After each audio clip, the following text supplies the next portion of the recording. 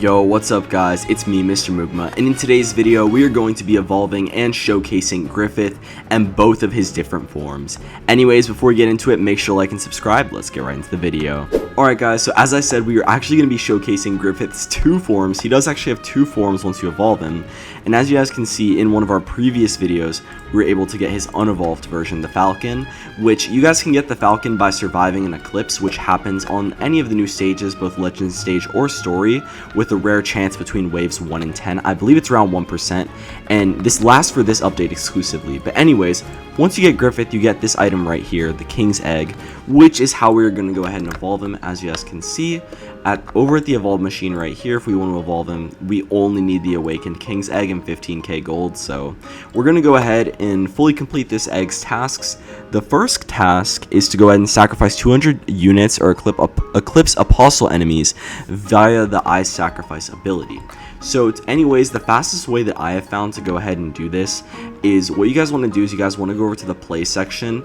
You guys can do this on any map. My personal map of choice is going to be Planet Namek. Actually, real quick, let me just make sure I have them on my team. And anyways, what I like to do is I like to go onto Planet Namek. What you guys can do is you guys can go to the Sandbox Act, start here, and basically Sandbox makes it so you have really easy access to virtually any materials and yen you might need to just spam his ability out.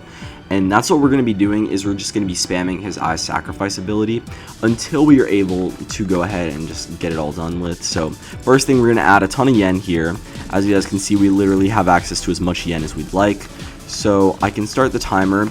First thing, you do want to place all your units down, just because part of the quest involves sacrificing units themselves as well. And I'm just going to upgrade a couple of these guys. Alright, now that we have those guys maxed out, what we're going to do is we're going to place Griffith down here. And as you guys can see, his ability, Eye Sacrifice, is the symbol of sacrifice appears over the Falcon's head and shoots all over the map, marking every cell phone, tower, and non-boss enemy on the map. And I'm going to place down my farm units too, because it's 3 extra units. But once we activate this ability, the eclipse will begin. Basically, it'll start drawing power from the map. It'll power up the eclipse, which should be happening in the sky. Yep, okay, it'll start. Anyways, once this starts, you guys are going to see that we're going to get all these enemies coming in. All these Eclipse demons are going to be coming in. This works really well with full AoE units, which is why I brought Leo and Guts particularly. But anyways, these demons are going to get killed by these units if they get in their range.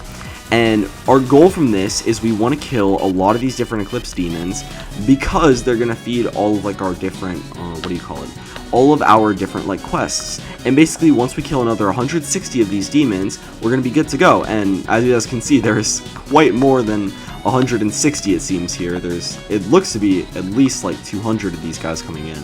They come from literally everywhere. So anyways, I'm just going to continue spamming this, and I'll let you guys know once we are done with the quest. Alright guys, so it turns out the anime Vanguards devs are no fun at all, and they patched my method, so I had to take it into infinite to do it. But I completed that quest, and we already have the awakened King's Egg, so that was literally the only thing we had to do.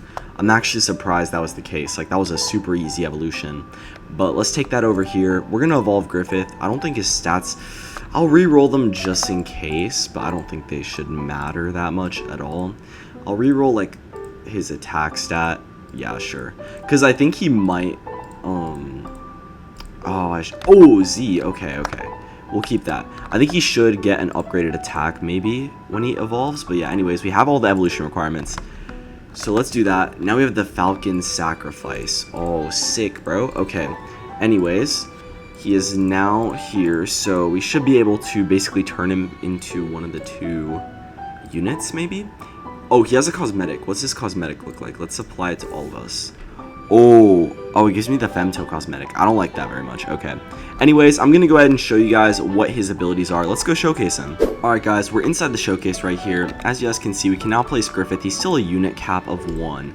However, as you guys can see, he has basically his normal abilities as unevoed.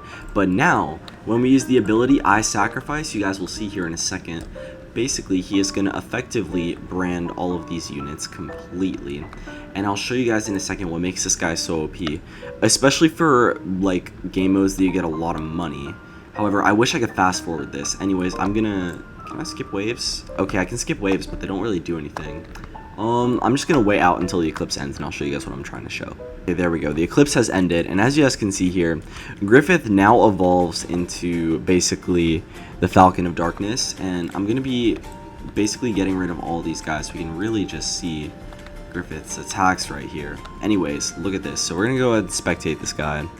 I'm also gonna turn off attack effects, or turn on attack effects, sorry. Alright, disable visual effects, and there we go.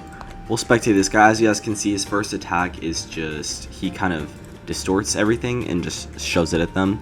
He's dealing 3.4k, 3.9k, and then 4.1k. And his next attack is same thing. He just distorts more of the world. It reminds me of Aizen's attack from AA. But now he is going to be dealing Dark Banishment, and he does the same thing, except a different AoE. Okay, anyways though, his abilities is where he gets kind of crazy. His unit passives are Aspect of Reality, which he does Repulse, and they deal 30% more damage if they already have a Repulse lockout. For every tower branded, increase damage by 5% and rage by 1. This unit ignores 30% of damage reduction, and when a unit is slowed, it ignores even more of that. However, let me place some other units. Basically, the more units you place nearby guts that are able to get branded, the more guts will actually, the more Griffith will basically increase in damage, because this guy will brand every single unit near him, and as you guys can see, he's now doing a lot more. However, if we launch the eclipse again, this is where he begins to get really crazy. As you guys can see here, all these units have the effect above them that they're branded. We're bringing them back into the eclipse, and let me skip to what it shows once the eclipse is over, because this is just absolutely crazy. Alright guys, the eclipse is over. As you guys can see, Griffith is right here, and look at this, bro. He's now full AoE. He has this guy named Zog next to him, I think. This guy's from Anime Last Stand or whatever. But anyways, he now gains even more passives, bro. He gains a passive, I think he already had Ethereal Body, but the new ones start at Commander.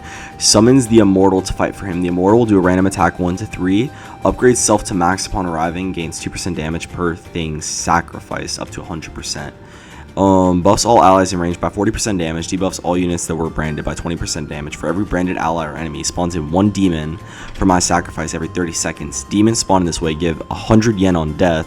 Lowers the damage reduction of all enemies in range by 20%. Brands applicable allied towers. Bro, so this guy's just basically insane.